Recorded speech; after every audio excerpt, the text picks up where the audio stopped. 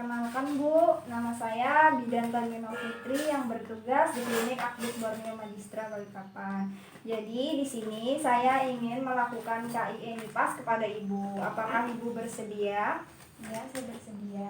Nah, jadi yang pertama saya jelaskan dulu ya Bu, tujuan KIE NIPAS itu untuk menilai kesehatan ibu dan bayi dan pencegahan terhadap kemungkinan adanya bahaya atau gangguan-gangguan penyakit pada ibu setelah nipas dan bayi ibu. Seperti itu ya Bu.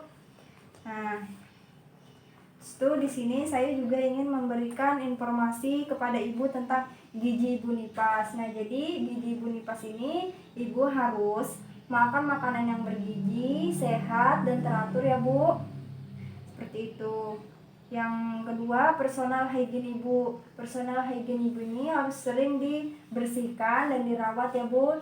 Misalnya ibu harus mengganti CD ibu sesering mungkin, seperti itu. Ibu sudah mengerti? Mengerti.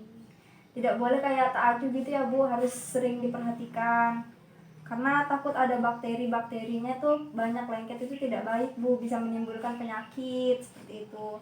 Selanjutnya istirahat dan tidur ibu. Kan ibu nipas, jadi ibu ini tidur dan istirahatnya harus cukup, tidak boleh kurang. Ibu tidak boleh begadang juga, tidurnya harus cukup, istirahatnya cukup. Pemberian ASI eksklusif. Jadi pemberian ASI eksklusif ini sangat penting ya Bu untuk bayi ibu nanti, agar bayi ibu ini tetap sehat, tidak terjangkau penyakit tuh. Kalau pakai ASI eksklusif kan juga biaya agak sedikit murah ya Bu ya, karena kan yang produksi ibu sendiri dari bayi dari ibu, seperti itu.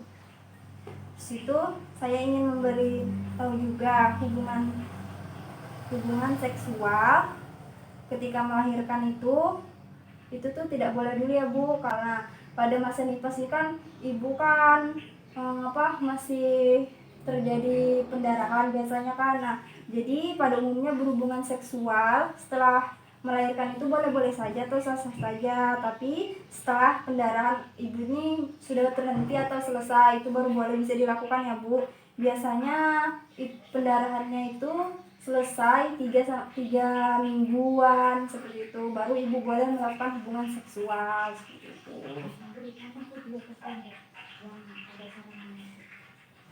Selanjutnya di sini ada tanda bahaya nipas. Jadi tanda bahaya nipas ini pendarahan secara berlebihan. Pendarahannya itu keluar kayak banyak banget kayak gitu. Infeksi rahim ibu.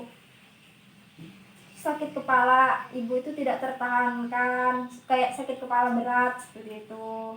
Selanjutnya gangguan buang air kecil, kayak misalnya ibu kalau buang air kecil tuh kayak sedikit sakit kayak gitu, kayak ada yang ganjel seperti itu, tanda bahayanya ya Bu. Selanjutnya sedih terus-terusan dan merasa depresi, karena kan kalau habis melahirkan kan biasanya kan bentuk tubuh itu tidak yang diinginkan ibu kan, biasanya agak sedikit melar, jadi ibu nanti bisa kayak sedih biasanya gitu, kayak merasa depresi gitu. Kayak misalnya kan kalau baru anak pertama kita tidak punya pengalaman ngurus bayi, jadi ibu kayak merasa kesulitan, jadi ibu nanti kayak merasa kayak sedih gitu, kayak nggak ada yang bantu. Misalnya sesak napas dan nyeri dada, seperti itu Bu. Tanda bahaya nipas itu bisa juga kalau misalnya jadi terjadi sesak napas. Ibu pernah mengalaminya? Tidak. Itu tuh nyeri dan bengkak pada betis setelah nipas, itu juga bisa ya Bu, itu tanda bahaya nipas.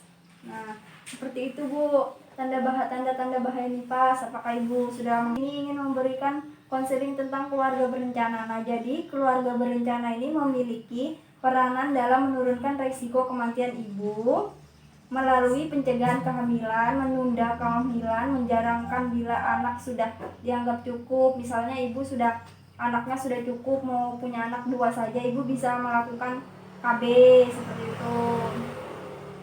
Ibu bisa pergi ke bidan untuk melakukan atau menanyakan KB seperti apa, ibu mau KB yang seperti apa, seperti itu ya Bu ya.